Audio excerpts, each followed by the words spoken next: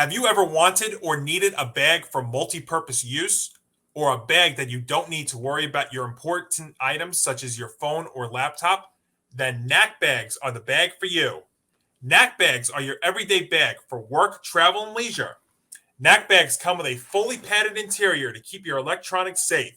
With its sleek design, organized interior, and professional appearance, it looks great at work or on the street and expands for more capacity when you need it.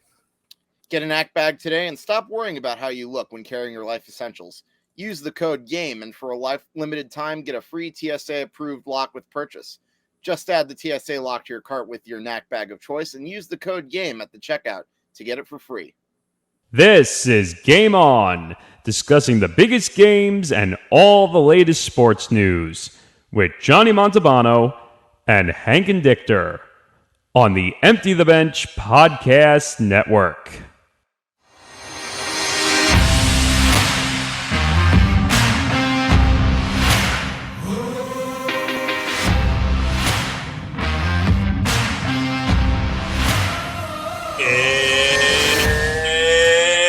Showtime, folks. Episode 6 of Game On, presented by Knack here on the Empty the Bench Podcast Network. Johnny Montalbano, Hank Indictor with you on another busy show. Hank, welcome. How are you? Oh, I'm doing great. Playoffs with the NBA starting, NHL starting in a couple weeks. What a time. Absolutely. And that's weird, though. You know, I was watching the playoffs yesterday and this whole weekend, and it was weird to think that the basketball playoffs were starting before the hockey playoffs. That was kind of weird, but it's nevertheless a lot of fun to watch. You know, as a Knicks fan, I don't get to enjoy this that much, so I like watching basketball. That's fun. But yeah, we've got that. We've got baseball. We've even got football as we inch closer to the NFL draft. We're going to do a lot on the draft on episode 7 next Tuesday. But folks, plenty of ways to get aboard if you want to comment, and I'm sure we're going to have a lot of comments because a couple of the topics here I know are very controversial and also worth discussing. I got into it a lot on Sunday night as well, so plenty of ways to get aboard. You can follow the show on Twitter at GameOnETB, at Facebook.com/GameOnETB, and also on Instagram at GameOn_ETB. You can also follow our personal handlers. That's on the bottom line as well. But Hank, as I said, we've got a lot to get to. We will get into the baseball, which, of course, you know, what wouldn't a week be like without talking about some controversy regarding Major League Baseball. So we will get into that. We'll get into the Yankees, who, you know, I feel like everybody's panicking 10 games in, and, you know, they lose 2 out of 3 to the Orioles over the weekend.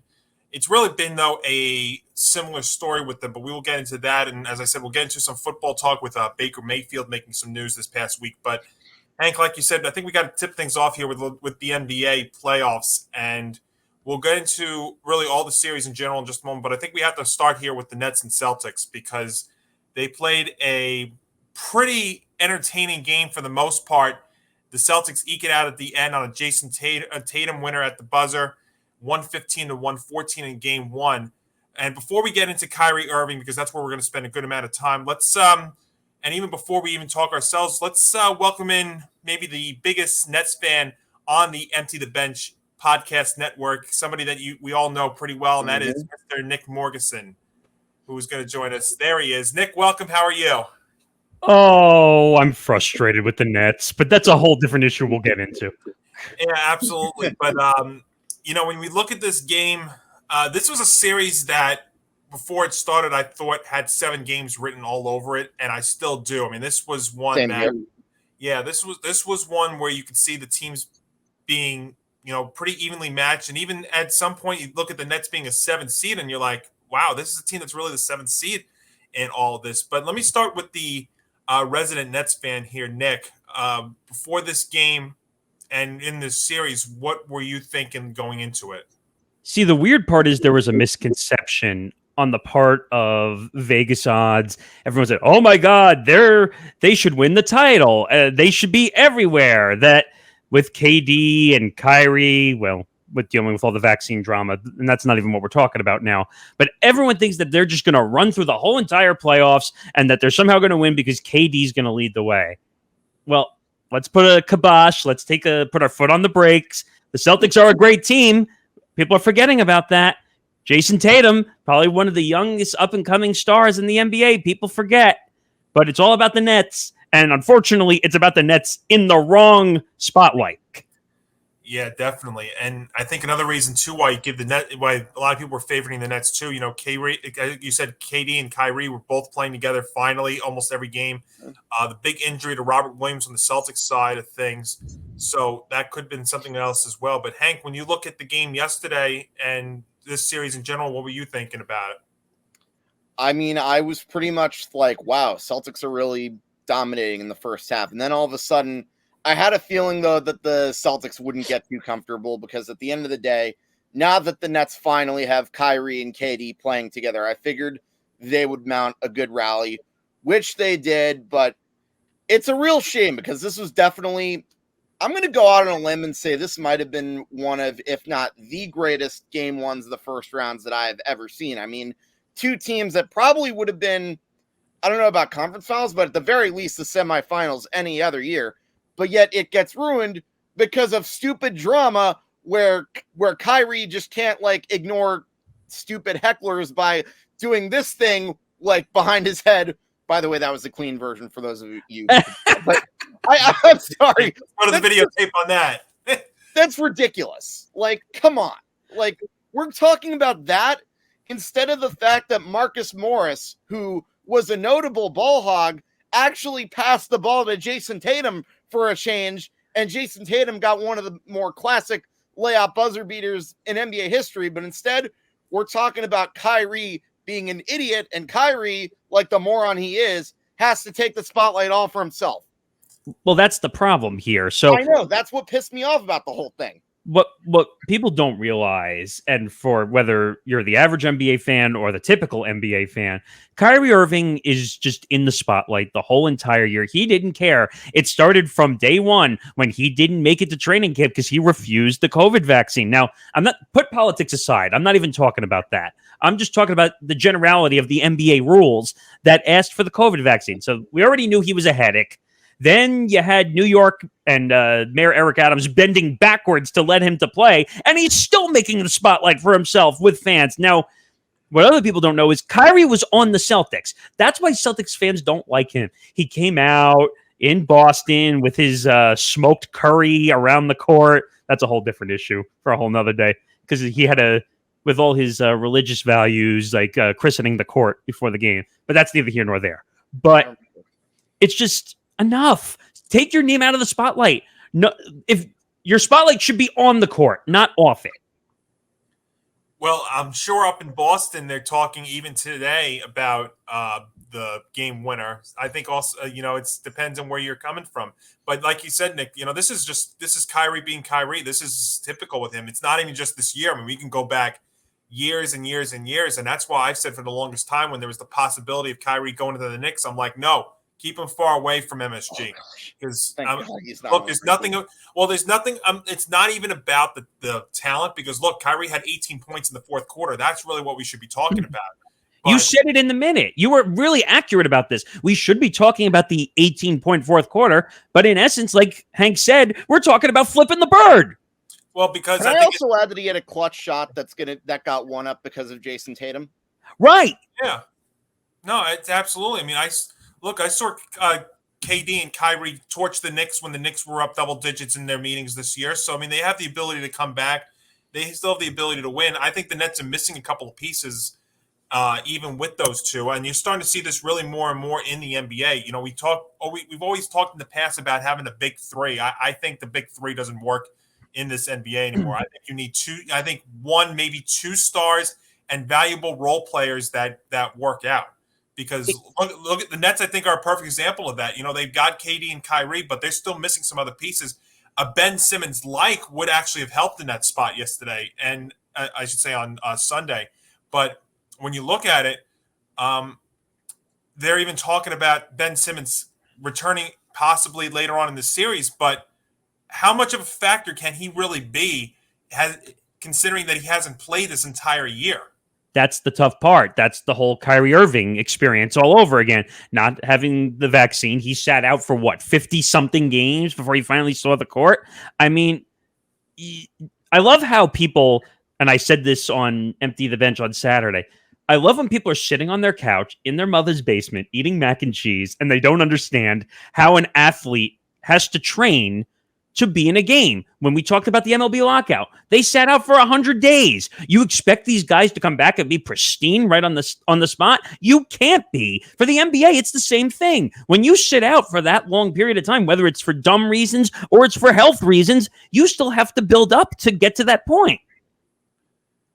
Yeah, you're seeing that there. You're seeing that down in New Orleans with the Pelicans now who are in. I mean, they've been, and I know we're going to get to the series in just a moment here, but you see that with them with Zion. But yeah, it's tricky, and I think this is where I think Steve Nash is getting a little bit too much of the blame here because he's had to deal with a whirlwind of events this year, whether it was the Kyrie situation, whether it was James Harden. I mean, it's very like I've said before, chemistry in the NBA is so important. I think team chemistry means more in the NBA than it does in any other sport. And when you have to rotate lineups because Kyrie cannot play in home games, or James Harden can't play, or these players, KD being out too, because he's been hurt.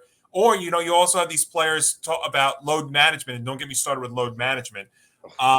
It gets to be a problem. And I think Steve Nash has done a tremendous job this year, considering all the headache and hassle that this team has had. I'll go one step further, Johnny, to make your point sound even smarter, which is Steve Nash is a figurehead coach for the Nets organization. Steve Nash has no business being a head coach. The Brooklyn Nets were looking to put a name, whether it was a player. They didn't want to pay the coach. They were too busy paying the big name guys to be on the court, which they can't stay on the court, as we've proven. They didn't want to put a veteran coach because KD and Kyrie had a say in who the next head coach was, and they went to the Brooklyn Nets ownership and they said, we want Steve Nash. Yeah.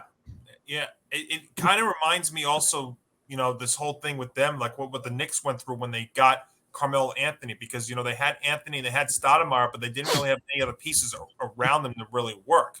So I think, though, when you look at this series, look, going forward is going to go 6 or 7. I don't think there's any way you don't see this happening this long. But the Nets are not going to lose home games. I'm telling you right now. So, it's going to go at least 5, maybe 6, at least just on home games alone from both teams. It's a matter of who can steal a game on the other team's home court.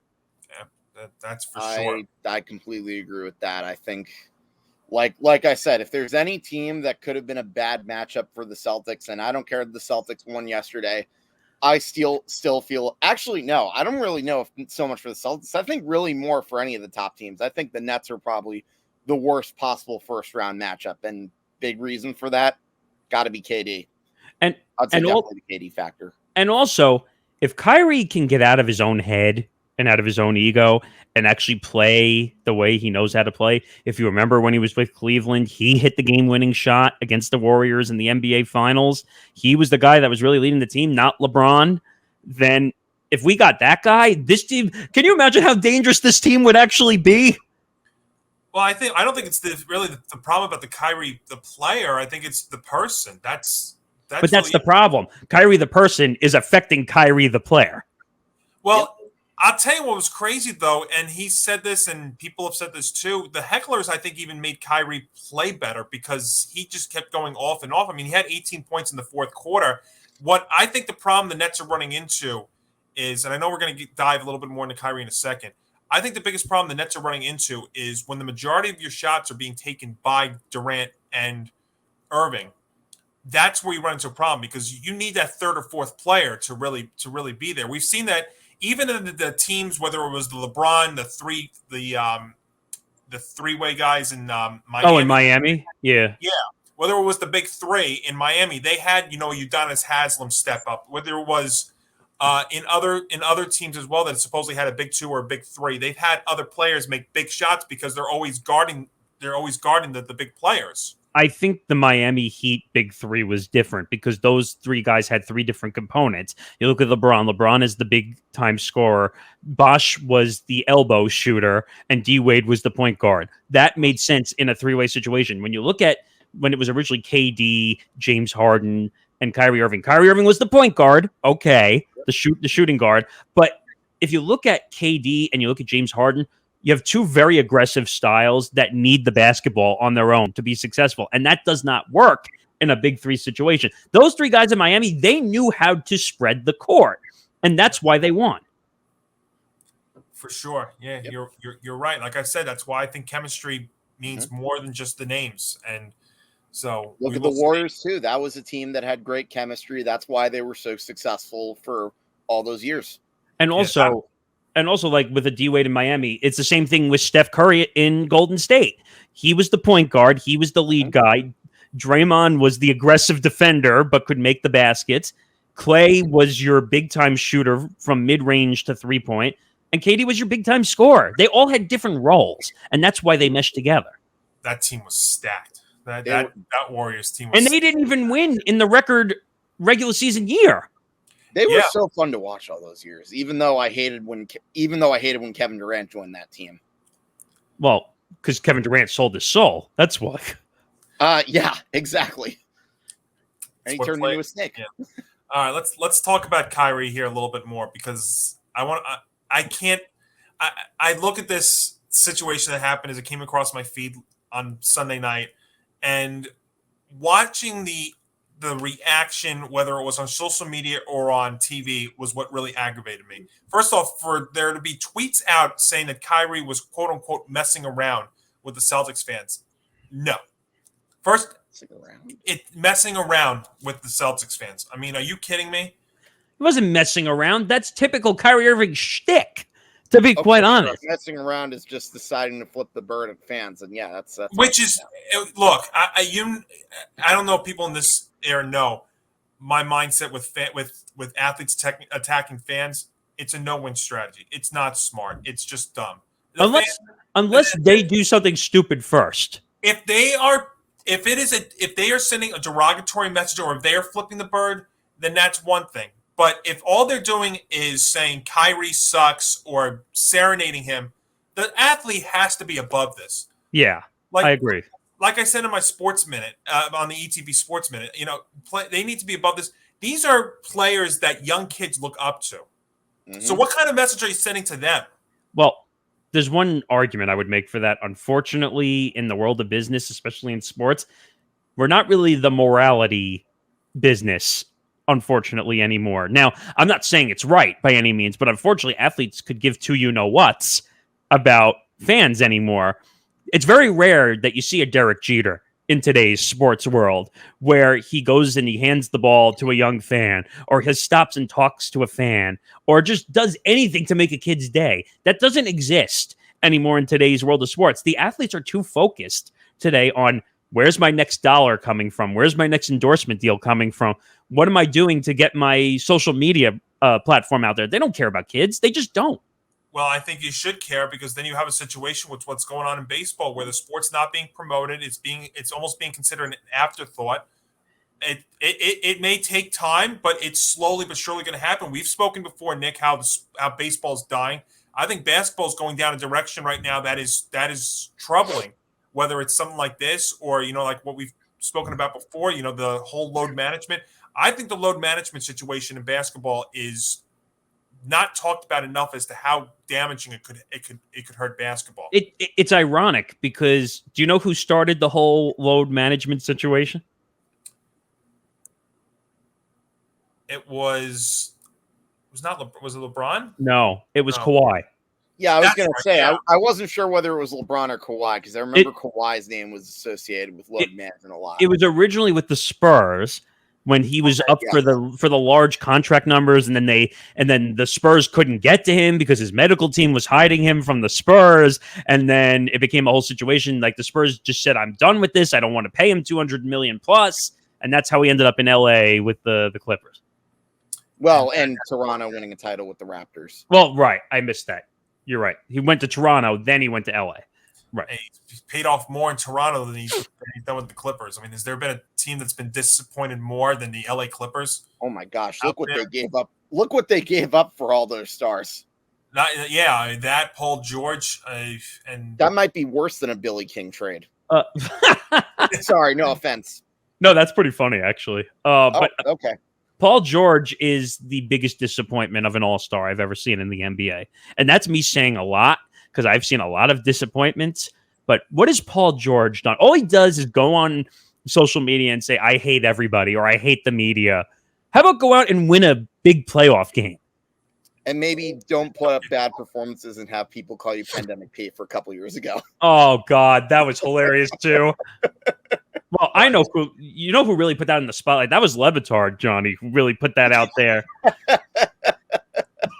It was funny for a long time because until Paul George can prove himself, he's going to be playoff P until he gets it all put together. Can't argue that, for sure. But as far as Kyrie goes, I say this as a Knicks fan. I maintain this to this point. I am so glad the Knicks never got him, and because I know that they were always rumored to get him, and I was like, keep him far away. And then, I had some Brooklyn Net fans that were saying, oh, we got Kyrie, Johnny. How do you feel? And my response back then and what my response is today is the same. You guys can have him. I'll tell Hank what I said before the show. First of all, before you do, I just want to say, as also a Knick fan, I second Johnny's opinion. I will deal with the missing the playoffs if I don't have to deal with a headache like Kyrie. Now, I have a headache right now in Randall. I've had headaches for the better part of the 21st century. Cough, Stephon Marbury and Eddie Curry. Well, Marbury, when they got him, though, the first year it was okay. But True. And then it just spiraled downhill from there. But that could be and then he went off to China, and that was the end of his career. That was the end of it, yeah. But I was telling Hank something before we started about Kyrie Irving. And as a Net fan, originally when they got KD, the star point guard that they needed, I said, this is great. We finally have a 1-2 combo. We're going to make it places. And now I said to Hank, I'm having buyer's remorse, in the worst way possible. Hold on it. I know it's full buyer's remorse. No. Yeah. Hey, Nick, that's okay. I've had buyer's remorse too. Cough, cough, cough, cough, Giancarlo Stanton. Well, I'm gonna be wrong. I still like Stanton, but the more I think about it now, I'm like, he was a luxury, not a necessity. I mean, at this point, the way that contract looks, you're going to be paying that out even before he retires because I don't know if he can stay healthy at this point. Yeah. Cough, cough, Bobby Bonilla. Oh, man. But so as far as the rest of the series goes, so we're all in agreement. We think this is 6 or 7 games. It should be at least 6 because I think there's no way the series ends in less than 6. Yeah, because no one's going to win a game on the road. It seems like at this point, the Nets don't lose at home.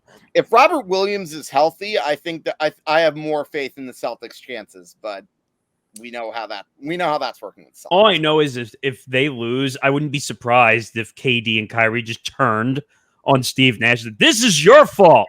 We want you fired. That's what they do to coaches now. I know, and that is so ridiculous because, I would even say with Aaron Boone, I think there's only so much you can blame the coach or the manager on. Yeah, but like Steve Nash, Aaron Boone should have never been the manager of the team. What coaching experience does he have? Same thing with Steve Nash. Steve Nash has no coaching experience. It's like the catcher in MLB. They always get the manager positions first. The point guards I'm going to say a lot of what I said before on Aaron Boone, and this applies to Steve Nash too. You can say that he's not the problem, but you also have to acknowledge that he was never really the right manager to begin with. Right, absolutely. Yeah.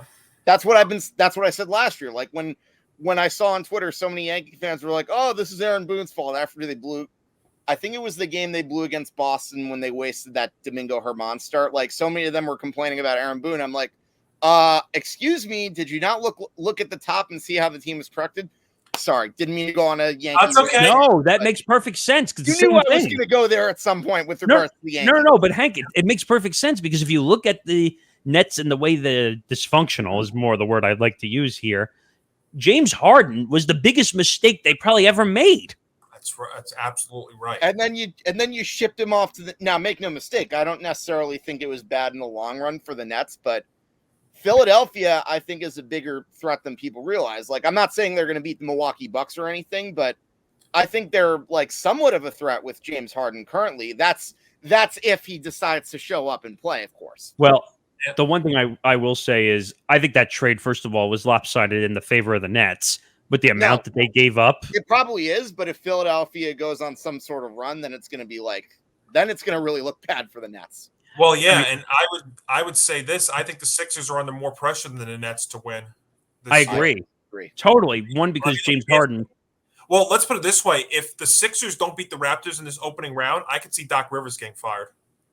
Oh, gosh. Doc Rivers. Well, he's already been fired once before. It wouldn't be the first time we've seen Doc Rivers get fired. Actually, two or three times. You look at it, you've got Joel Embiid, who's probably the MVP of the league, either him, Jokic, or Giannis. He won the scoring title. He won the scoring title for a big man, which hasn't been done since Shaq. Their biggest thing is going to be is Thibault, who's one of their better players, is not vaccinated. So if they go to Toronto, when they go to Toronto, he can't play there. So you're going to need your other guys to step in. But yeah, you know what though, and I just want to say one thing about that because I'm getting frustrated with this now. We said that this is the biggest chemistry in team sport that there is. Yeah, you're affecting the team as one guy who won't get it, and now you're affecting your team of possible chances of winning a game. They don't think about that when they make their choices, though. But I'm just saying, like, we talk about team chemistry. Imagine, like, when we were going through the MLB situation, and we still don't know when the Yankees go to Toronto. I know we keep going back to comparisons, but there are two players that are not vaccinated, and we think one of them is Aaron Judge. Yeah. Just think about that. Yeah, but I don't know. And one other thing real quick to wrap up the Nets. What do you think what happens on Wednesday night, game 2? The fans, they're not gonna stop with the Kyrie serenading or something. I think it's only going to be worse. But he's going to be the booing that he's going to get is on the level of Pedro in Yankee Stadium. I would go with that for sure. I think that the fans are actually going to have momentum going into game 2. Well, we got to him already. Let's get to him even more. Let's heckle him even worse until he implodes and he passes out. Well, that's the thing. I mean, he still scored 18 points in the fourth quarter in game 1. So, but everyone's choosing to ignore that, though. Well, got to be fair, though. I mean, I agree with you. As much as we want to talk about the double bird, I mean, you got to be fair. I mean, he had an unbelievable game. But if you're the Nets here, I mean, you need one of these other guys. You cannot keep relying just on Kyrie and KD to be taking the majority of your shots. I mean, like I said, you need other players. And again, I don't know what kind of factor, even if he gets into a game that Ben Simmons is going to be not playing for the whole year. They're already talking about if he does play, it's going to be very limited. Defense. That's really what I think it's going to be at this point, because what he doesn't get credit for is he actually is a great defensive player. People don't give him that regard. He can block shots. He can stay with your. Yes, they could have used that on Sunday. Well, easier said than done, right? Yeah, but you see that in a lot of these series now, how high scoring they've been early on. But I want to give you one more factor, and then we can talk about the rest of the NBA playoffs. When they played the Cavs with this stupid play-in tournament, which I'm getting annoyed with, where the 7 plays the 10 and the 8 plays the 9. Do you realize that if the Cavs had Jared Allen, the Cavs were probably a much more dangerous team at that point in time? They could have lost that game. Yeah. So just saying. It's a very fair point. People don't realize how great Jared Allen was as a net and how important he is to the Cavs. Talk about someone in the middle that can block shots. Well, that's why the Harden trade, I think, ended up being really a disaster for Brooklyn, because you gave up so much of your valuable players that you had to get him, and then those big 3 together only play for 18 games. Yeah, but they kind of made it up in trade value when they got Curry, and we're talking about his brother, and we're talking about, and they got a big man, and they got draft picks. They kind of made it up in turn. Not totally, but they got something back for him. Yes. I think his brother is one of the better shooters in the NBA. Yes, he is. But, I mean, I don't think you realize, though, Jared Allen and Karis LeVert, how great they were when they were with Brooklyn. Well, they had a young nucleus, but the only way they could get to the stars, which is what you were saying to before, is you have to trade at least one, to get to where you want to be. Now, I think the days of LeBron James and courting stars is over. I think it's ridiculous what they used to do back in the day. It doesn't work anymore. No.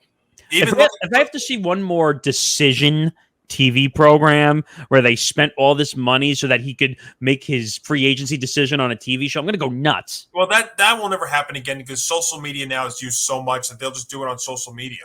Well, it gets leaked before it gets to TV. Well, that's it too. Yeah, but I think these days of recruiting stars and like that, I think it's over with because I don't really see it working anymore. And Look, actually, last year was Giannis, who was the big star, and then they had valuable guys like Middleton step in and help out. So that's why I said you need a star, obviously, but but a valuable role player and your entire roster to contribute. That's the biggest problem with my Knicks is we don't even have a number one yet. We have a good player.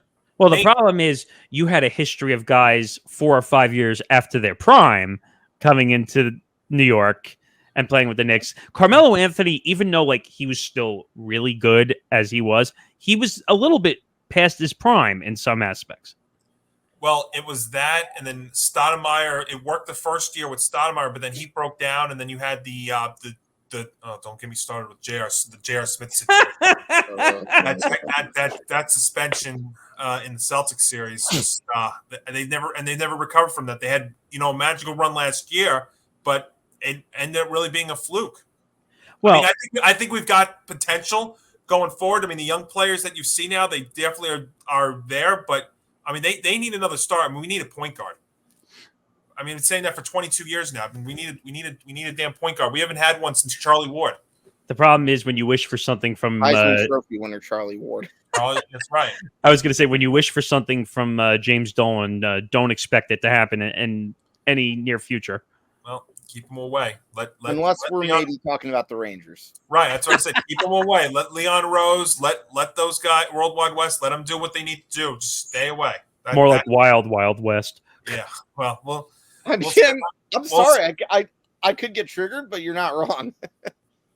Well, yeah. No, you're right. But the other series real quick here is Nick Morgasen joins us here on the show. We talked about the Sixers and the Raptors. They're up 1-0, and the thing with that series will be when it goes to Toronto, what happens when the Sixer players can't travel with the team because they're not vaccinated. It'd be something to watch there. But Nick, what else? What else so far through the first few days of this NBA playoffs? What has caught your attention? Well, that Toronto didn't play as good as I thought they were going to. I don't know. Philadelphia, like we said earlier, if James Harden is going to play like we know he can play on the court, then they're going to win that series because he will lead the team on his back, on his own, with Joel Embiid. If you think about it, and it's nowhere near the comparison I'm about to make, but James Harden and Embiid are kind of like the untraditional Kobe and Shaq back in the day with the Lakers. If you think about it, where James Harden's going to lead that point guard, he can score at will, and then he can throw that ball down into the paint for Embiid, and he can just dunk the ball like Shaq did half the time. But you're not going to get that all the time. If they could get that inconsistency, they're going to sweep the series because Toronto looks confused out there.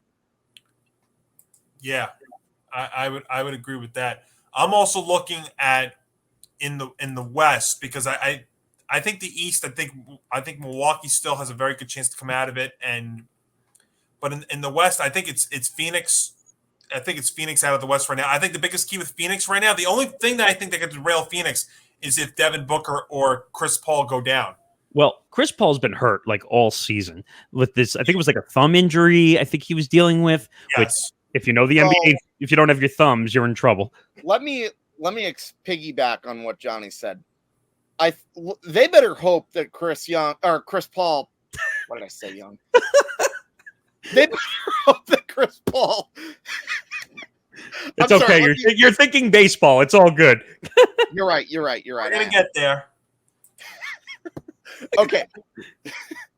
The thing that I'm hoping for is that Chris. Okay.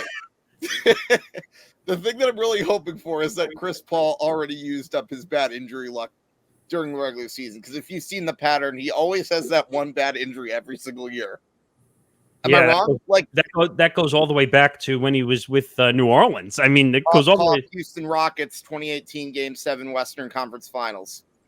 Well, that team was an abomination and was going to lose anyway. They kind of deserved it, but you're right.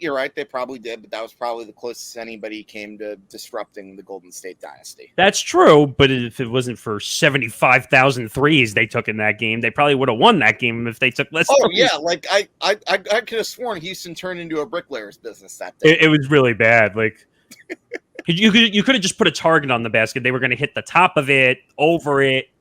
But that's neither here nor there. Pulled the John Starks, basically. Yeah. Sorry, John, to bring up those memories. But we were good then, so I guess I have to deal with that. We would do anything to get those Knicks teams back. You and me both. For sure. But if Chris Paul, and this is an if he's healthy and Devin Booker doesn't get into his own ego and start screaming and yelling at people, because Devin Booker in the next couple of years is going to be one of the stars up there with Giannis, with Embiid. That's really the big three guys. And I'm not talking about on the same team, but those three guys are your next generation talent. The days of LeBron James are done. I don't want to hear LeBron James anymore. I would add Luka to that list. And speaking of Doncic, him not playing in that opening game against the Jazz, you saw the impact there. Mm-hmm. Yeah. I mean, that's a big deal. I don't think people realize that. And if he's going to miss any significant length of time, I mean, calf strains, those are very, very tricky to come back from so quick. And even if he does make a quick rebound, you don't know how effective he's going to be. If Luka doesn't play, it's over. I'm just telling you that right now. If he does not play any games in this series, they're going to get swept. They can't survive. He's not playing today, right? I don't think so. I think he's out again. So if he does not play, this series is going to end very quickly. He's the guy that holds that team together. So they got to figure it out if they can't get him. And I think I saw something that there were some Knicks actually in that series. They were scouting, whether it was Jalen Brunson or dare I say Donovan Mitchell of the Jazz. He's not coming to New York. Are you kidding me? They're trying to sell you that he's going to come here. He's not. I know. I mean, let's see. Let me go down. Would be all right, but I will believe somebody a superstar becomes a Knick when I actually see him put on an orange. When I either see him put on an orange and blue uniform, or when I see him have a press conference saying, "Oh, I'm excited to be here. I want to thank so and so for making all this possible." All right. I would say the latter, Hank, because the former, he is a Met fan, so he is wearing blue and orange in that regard. But I was going to say, do I need to go down the list? LeBron James, Dwayne Wade, Chris Bosh.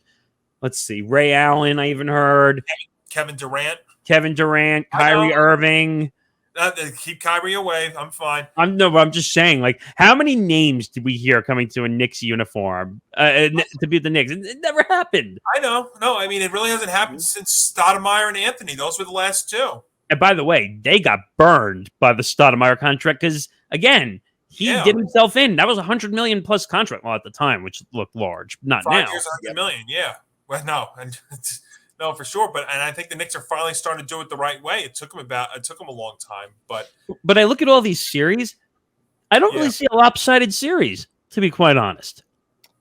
I think the only one that I can see being lopsided, I would probably say the Suns-Pelicans. Suns-Pelicans, I don't think is going to be close. Maybe New Orleans steals one if they're very lucky. And notice I said very lucky. I would also say Milwaukee probably sweeps Chicago. That's another one. The Pelicans should not even be in the playoffs. I don't disagree. Great story. It's a great story, though. Don't get me wrong. Zion was out all season. They had injuries. Everything that could go wrong went wrong. And somehow they made it in. But you're 10 games under 500. No, there's no way they should even win a game against the Suns. But how do you even get, because of this dumb play-in tournament, that Adam Silver? You know how we have good old Rob Manfred? We should have good old Adam Silver next. Well, at least he's more confident than Manfred. That's true. I know that is true, and I like Adam Silver, but some of the things that have been happening recently make me start to question him. And I did. Oh no, I'm not saying either of you or two are wrong, but I would give anything to have a commissioner in one of my favorite sports like Adam Silver. I don't, and I agree with you. Adam Silver is probably my favorite on this list because if I had to put up with Roger Goodell or Rob Manfred or Gary Bettman of all people, I think. Oh, that last name you just mentioned, I think I despise almost as much as Manfred, but. You know what the sad part is? I'm not the biggest hockey fan. I would take Bettman over Manfred, and that's me saying a lot. No, I would totally agree with you on that. It's funny. For as much as I've despised Bettman over the years, I don't disagree with that either. It's hard, and I can't believe I had to say it, but just to go back to this play-in format, it doesn't work because you're putting in a 10 seed, and if a 10 seed wins like you just did, I couldn't understand that format. It would be okay. You know what I would say? I would be okay with it if they shorten the season, and I think they have to. And they're not going to shorten the season because of money, but they should shorten the season because if Adam Silver, and I did a Monty moment on this too, a couple of weeks ago after the Board of Governors meetings, he came out and said that one of his biggest concerns is the fact that the star players are missing a portion of games, whether it's because of injury or COVID or load management. And I'm like, well, if you want to fix that problem, Adam, the thing you've got to do is you've got to shorten the season. Now, you wouldn't totally eliminate the load management days, but you would reduce the odds of them happening. And, we've seen stories. How many times do you watch SportsCenter and you see a story of a young kid holding a sign looking forward to seeing a visiting road player, and that road player doesn't play because of the load of the fact that he's got the load management situation? Steph Curry. But I have to give credit to Steph Curry because Steph Curry made it up to the fan, considering that he saw the story. Was the Curry thing though because he was injured? I think he was injured at the time. I think that was an injury, but nevertheless, I mean he still made it up to the fan. Well, yeah, that's how great. That's who Steph Curry is as an individual. But the problem you're going to run into favorite players in the NBA, right? And if you shorten the game, let's say. How many are we? 72, I think now. 72 games. We're 82. 72 last year with the COVID year. All right, so it was 82. Even if they shortened it to 65 or 70, you're still going to have the same issue because players are going to take what is that saying? You take an inch to take a mile, essentially. So they're going to do the same thing. All right, we'll just take 5 to 7 load management days instead of 15. They're just going to take half the amount of days. It doesn't matter. These players don't care. They're paid. Well, there's got to be something when the CBA runs. Actually, and Johnny, I gave you one other thing as well that you could do. Mm-hmm. You have to put out when you're going to do, if you're going to do a load management day, you have to put it out in advance so that the fans know not to show up to a game if that's why they're showing up. That's not a crazy thought either. Because then you could say, oh, well, I'm only here because I'm looking to see this visiting player. Okay, they're not playing. I'm not going to buy the ticket for that game then. Yeah. That'd be smart, actually. And real quick, one of the series I'd talk about real quick before we wrap this up, how about the Timberwolves beating the Grizzlies with Anthony Edwards, Karl Anthony Towns there? Really no pressure on the Minnesota's angle of things, but Memphis is under pressure though. That doesn't surprise me either. And I'll tell you why. Because Minnesota, again, that's another team that has more talent than they're being given credit for. And while Memphis is strong, I ultimately think Memphis will probably come back and win the series. But if they lose, I think it's probably because that's a team that doesn't really have the experience to have gone through the NBA playoffs and whatnot. Minnesota is actually becoming a nice young squad. Like, yeah, especially being led by but Cat. the Timberwolves, yeah, got to give them credit. And hey, A-Rod must be. There's another one, Nick. What? They were talking about possibly being a Nick, Karl Anthony Towns. It's never going to happen. And he just signed a large contract anyway. No, I know, but I mean, we were in order for that to have happened, ping pong balls would have had to go in our favor. You mean like when they were trying to get Zion and hoping that the ping pong balls fell their way? That's exactly what I'm talking about. Let's be fair, though. They might have actually lucked out with that. Well, yeah, because of all the injuries. Yeah, with the you got the better Duke guy. And there may not. And if Zion ends up leaving, I mean, there's stories out now He's about. not leaving. He's not leaving. He's not giving up anything right now. Well, did you hear the report though? They were talking about in New Orleans that he actually thinks that he's healthy, but they think that the Pelicans are not going to play him. So the reason that report came out was because video leaked. Haha, ironic. A leak. What a surprise! Ironic that he was dunking basketballs before in warm-ups, but he wasn't really playing. So, dunking basketballs, not really playing in games, something doesn't add up there. It's like the Ben Simmons thing. I mean, it's one thing to be doing it in a practice court, and you're not really going the full drills yet. It's so late now. Even if you come back, how effective can you really be? That's a tough one. But you brought up about Memphis as well. There's a lot of pressure on Memphis because they've been building over the last couple of years, and now with Ja leading the way, who is probably also another dark horse young star coming in the next few years as well. The NBA should be proud of their young stars. We don't hear them being talked about as much as they should be. Memphis should win this series, but I wouldn't be surprised if Minnesota, with Cat and with their other guys, I think Andrew Wiggins and Edwards, they should win this too. It's really an even series, but Memphis should win.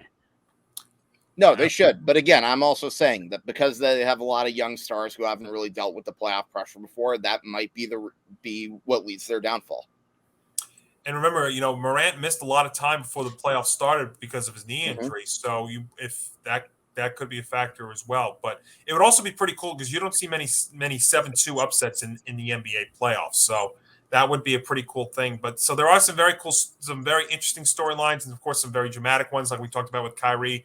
We'll find out what happens. Game 2 with the Nets and Celtics happens on Wednesday night, and we'll find out what the crowd does to Kyrie, and we'll find out if the Nets can rebound, and we'll see what happens with all these other series. But Nick, I want to thank you for joining us, a resident Nets fan.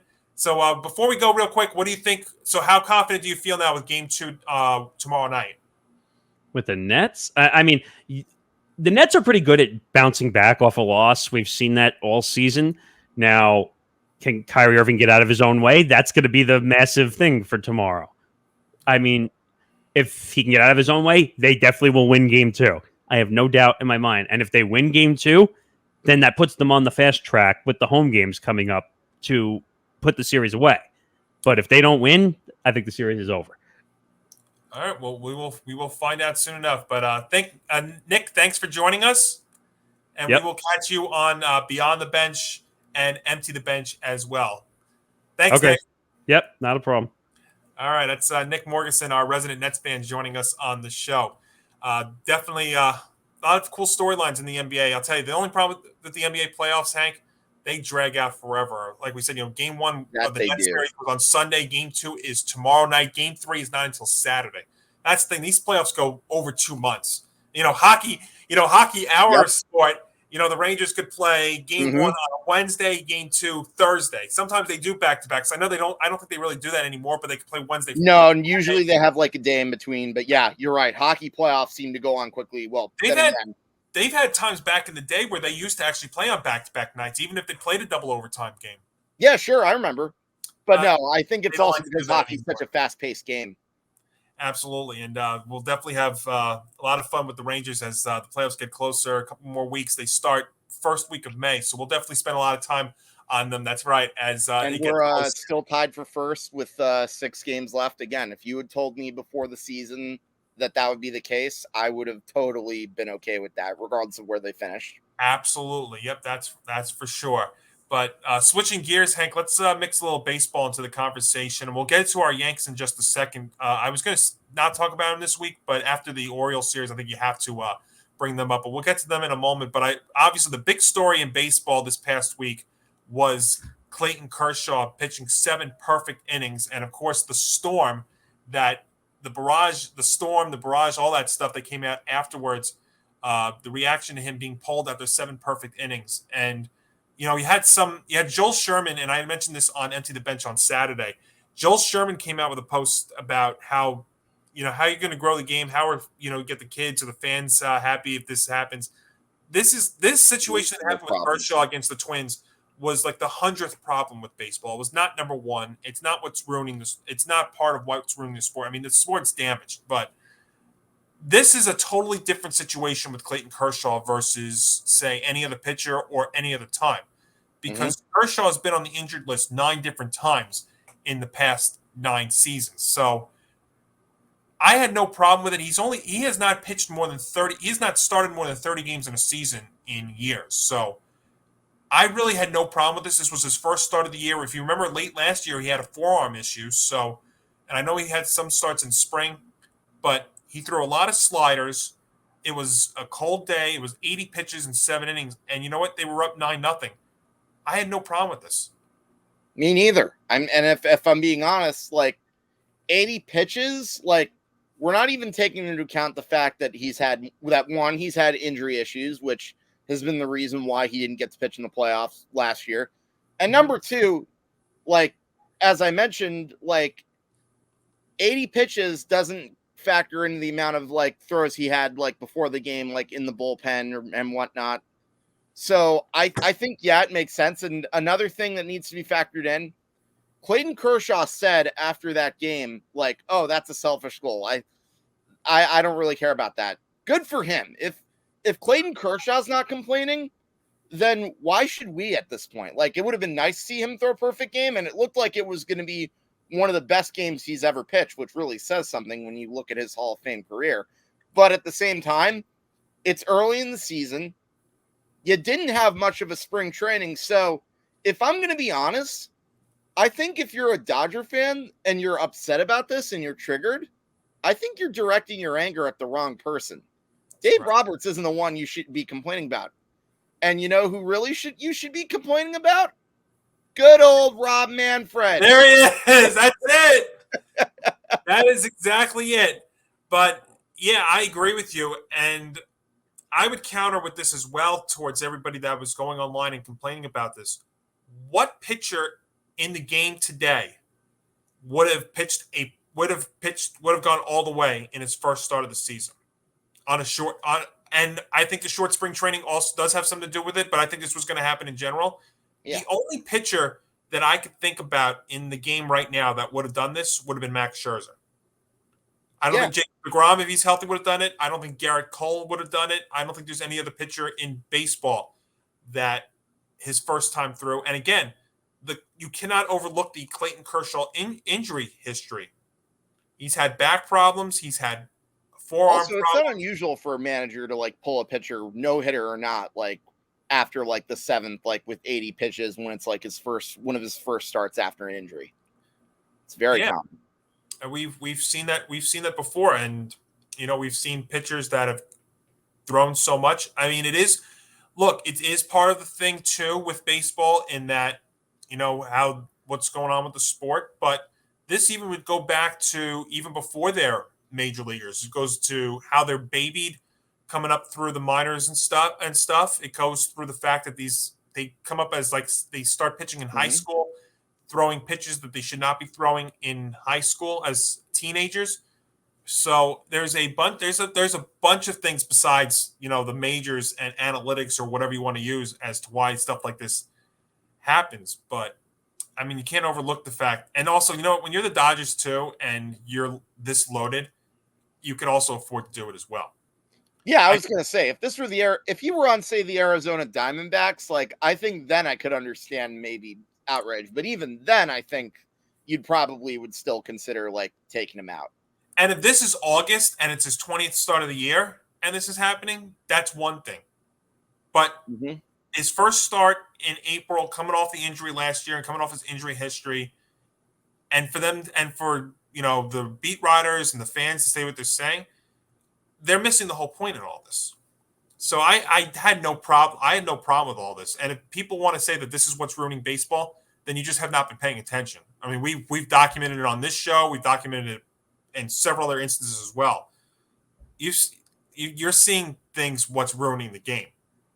And we haven't even scratched into next year yet when they change the game some more and ruin it some more. But yeah, I didn't have an issue with this. So I just think it was something that people wanted to just discuss and say, oh, this is what's what's ruining the game. No, there's so many other things that we've documented before that this is not even worth discussing. I mean, it's a cool thing.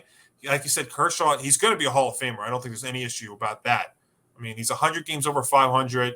He's thrown a no-hitter. He's won a World Series. I mean, he's had years where he's thrown under a 2 ERA. I mean, he could be really like the last one of these pitchers that that has this kind of career.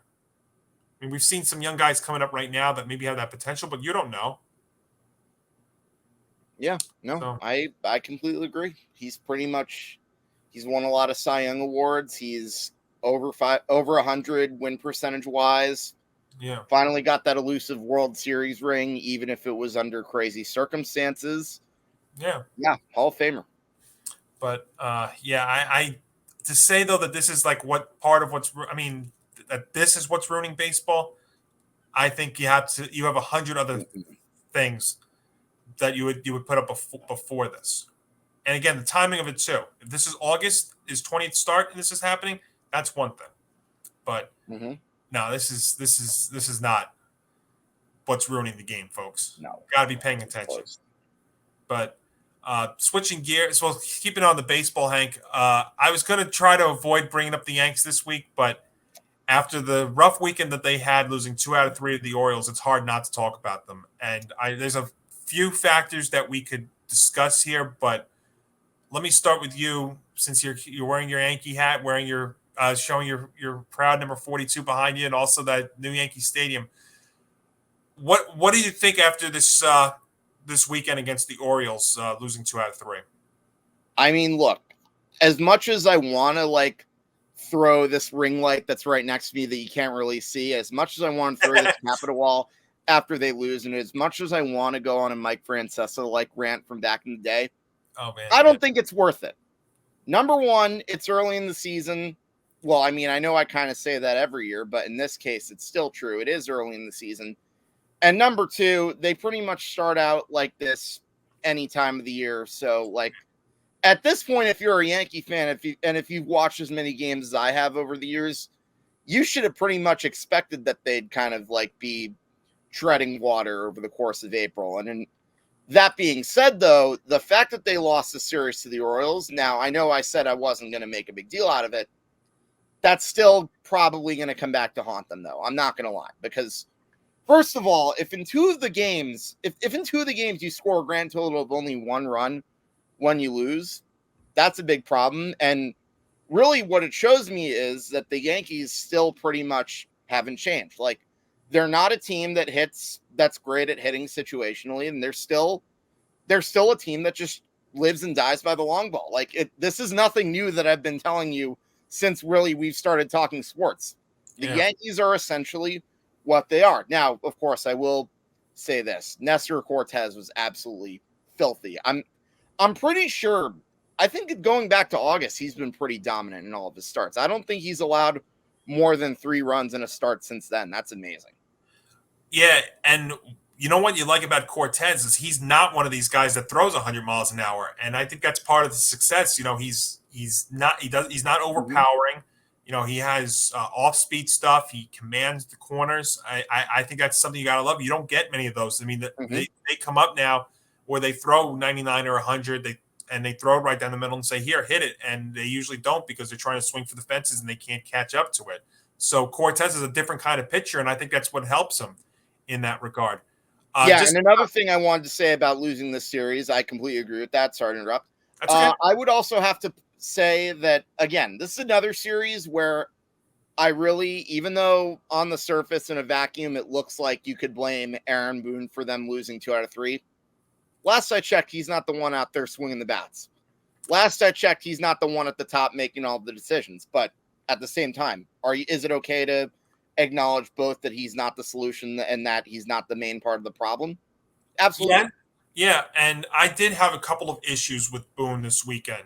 No, so did I. But I just don't think he's as big of a problem as most of our fan base is making him out to be. I totally agree with you, but I had an issue, and this was a first guess on Friday night, why they brought in Aroldis Chapman with the bases loaded.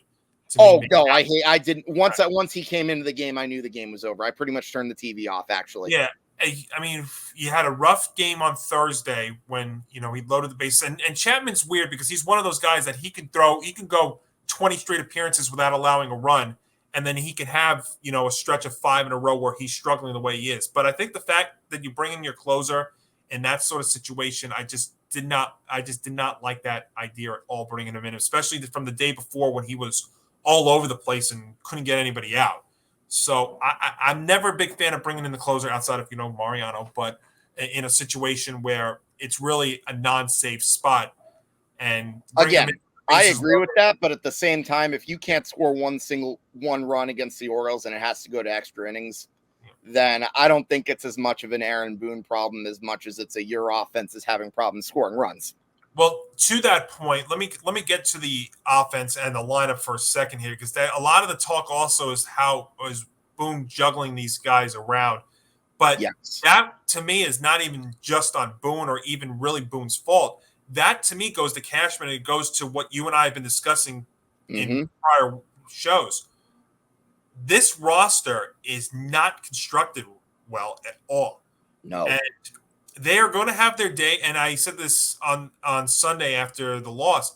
They're going to have their days where they score 10, 15 runs, but they're going to have days like they did on Sunday where they're going to frustrate the heck out of you and not score at all. And that to me goes to the fact that they've got too much power in this lineup and they do not have enough contact. And when one of those guys is juggling around in DJ LeMahieu, and let's be honest, DJ's been pretty good so far through the first 10 games. And I don't want to really go crazy into talking about somebody 10 days in, but DJ's been fine. And you've got to find – and the thing with that is, though, you have to find him a spot every day. So he's going to play second one day. He's going to play third another. He's going to play first another day.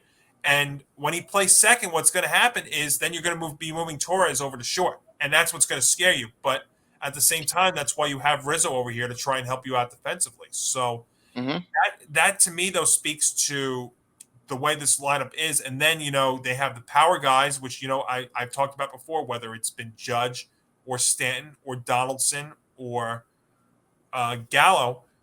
They've got too much power and not enough contact. Really, your contact guys on the team are LeMahieu, and I couldn't even tell you anybody else. Maybe they thought Torres was going to be that guy, but he has not been there yet. Falefa has, he had a moment the other day, earlier in the week when he had a 3-hit game, but I don't know if he's really giving you what you wanted. And again, I don't want to look at this 10 games in because, Hank, I agree with you. They do this pretty much every year. They get off to a slow start. I think the one year in the last several years where they've actually had a strong start was the shortened year in 2020. Other than that, though, they always get off to slow starts. They were 41-40 last year before they won 13 in a row, which really saved the season. So they will have their moments where they will rattle off 6 in a row, but they will a lot this year frustrate you. And I think that just speaks to the way this roster is constructed, because if you're looking just simply offensively, they are too powerful. And then there are also in positions, whether it's catcher or shortstop, where you're not going to get a whole lot out of offensively. Yeah, essentially, this is pretty much who the Yankees are. What this loss is. It doesn't really – the fact that they lost 2 or 3 to the Orioles doesn't really – again, it doesn't really change my opinion of what you and I discussed before the season started. This is pretty much what you're going to get. They're either going to be feast or famine with the long ball, and when they're famine, play back. Now, the thing they have that's different, though, this year, and why actually the overreaction could be legitimate, is they go into a year this year where usually you only banking on the Red Sox to be good, but now you've got to deal with the Blue Jays, you've got to deal with the Rays, who's always going to compete, and now the Orioles. They have some decent young players on the team. It did kind of stink watching Rougned or Odor get the 2-run single that ended up being the game-winning 2-run single yesterday on Sunday, but. The thing is, the Orioles are going to be a pesky team too. They've already shown that. They've got a stud in Mullins in center field. Mountcastle's not that bad. We've heard about their catcher Rutschman, who's going to be up in a couple of weeks. How good he's going to be. So the Orioles do have some young talent. on their team too. And, they're going to be one of those spoiler teams that are going to impact everybody in this division. So it's not this division, which used to be a gimme for the Yanks, where they would only have to deal with maybe the Red Sox, now has to deal with at least 3 other teams. So we'll see. Would I overreact right now to 10 games? No. But I would say also at the same time that this is going to be a year where you're going to see a lot of frustration more than a lot of excitement. But I think it's still going to be good enough to get into the playoffs. But right now, the way they're constructed, I think it's going to be like years past where they're going to get in, but I don't think they're going to make a deep run unless they change. Really, it's not even the players; it's just the concept of the team more than anything. And that's why I've always said I think you had to really consider moving on from Gallo, Stanton, or Judge, and they might be doing that with one guy, but they may not be getting anything for him. And right now, it looks like that trade with Sanchez might be a wash because you might be getting rid of Sanchez's power, but you're replacing it with Donaldson's power. So I don't know, but we'll find out. But I think what you also have to like about this week, though, too, like you said, Cortez and even Severino having a very good start, that is going to help out with the rotation because you don't have to really bank just on Cole now if those 2 guys can give you something too. Yes, very, very, very true. I think the rotation was definitely somewhat of a surprise.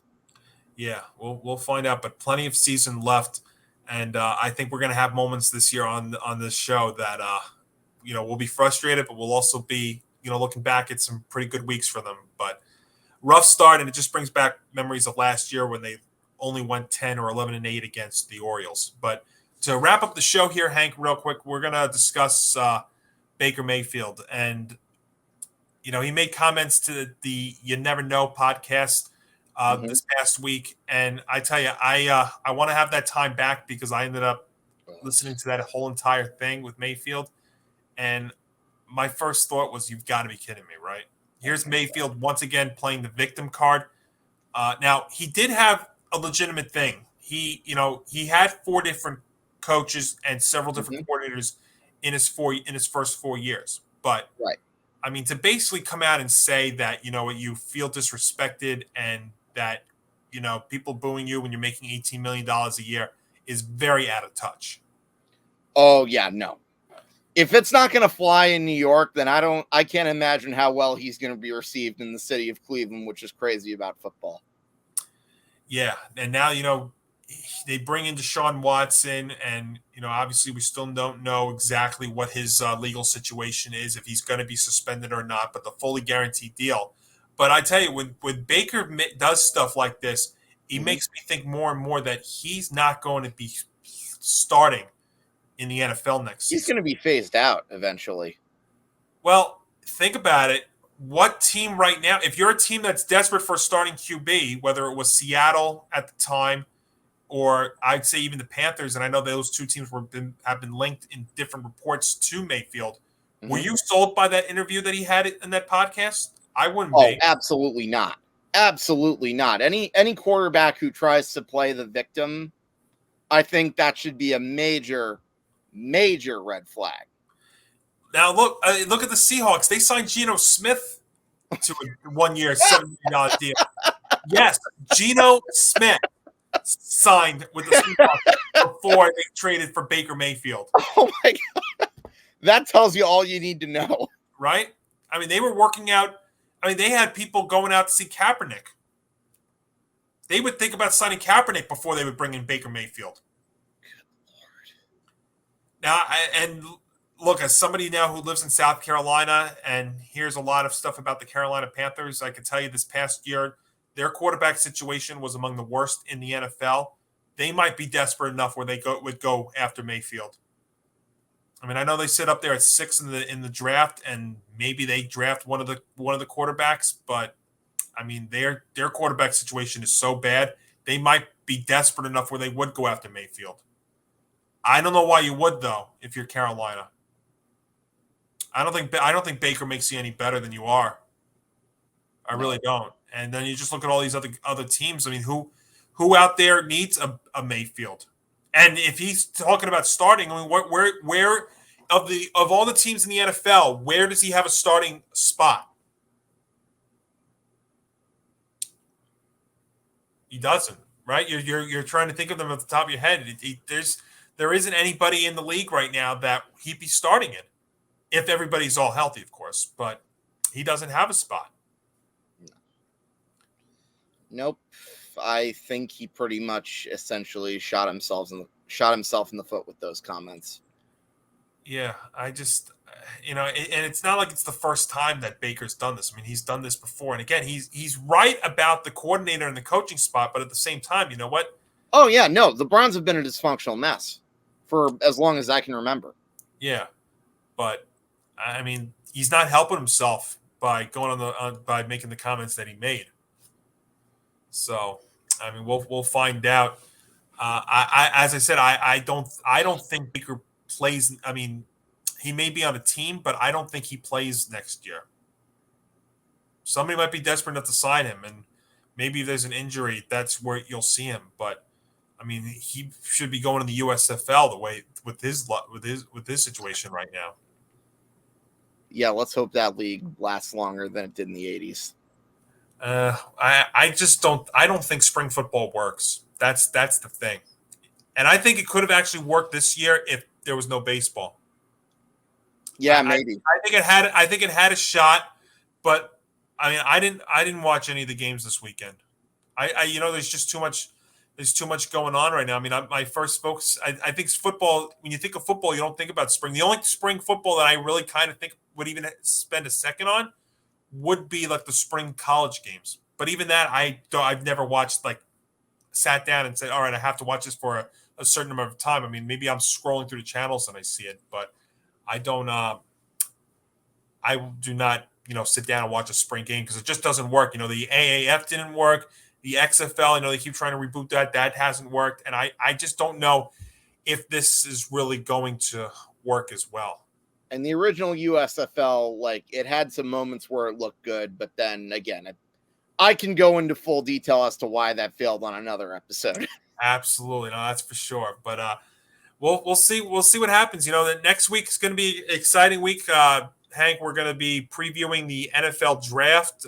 We're hoping to have our buddy Tom Scavetta on to preview the draft from a whole league perspective, and even from our Giants, because that's one of the things too. And I had said this on another show. I think one of the cool things about this draft this year is you have so many teams with multiple first round picks that you could see a lot of trade ups, trade backs. I think the Chiefs are a team that could definitely trade up to get a receiver, especially considering their situation. So we'll have a lot of fun. I've seen a lot of mock drafts, seen a lot of different ways the Giants could go too. So we'll see what Tom thinks next week, and then we'll have a little draft party, and then before you know it, it'll be May. And I'm not trying to wish the summer away, but the way that baseball is and stuff right now, and the way life is down here in the summertime, get me to fall. Sorry, I know that's an unpopular opinion, and I'll probably hear from some people after the show for saying that, but yeah, get me to that. But that just about puts a little wrap on the show here. That's crazy. 6 episodes in already. It's been a lot. It's been fun, and in some ways, we are just getting started. And I already joined along halfway through, so it's been a lot of fun.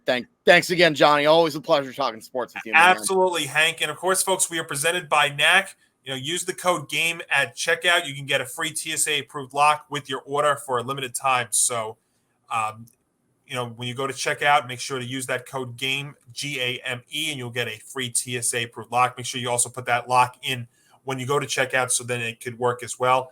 And of course, subscribe to the Empty the Bench Podcast Network on YouTube. Of course, follow us on Facebook and Twitter. So many different ways to get aboard and join the podcast and listen to all of our shows, because this podcast network is growing by the day. We've got new shows coming in. We've got also, of course, our other shows like Empty the Bench, Beyond the Bench, us here at Game On. I mean, it is just getting started. We got a new show starting up soon called The Big Bad Broadcast. So many different shows. I mean, I could spend 20 minutes. That's how many we've got, but it's definitely going to be a lot of fun. But folks, thanks again for joining us. For Hank, I'm Johnny, and we will see you for episode 7 of Game On next week.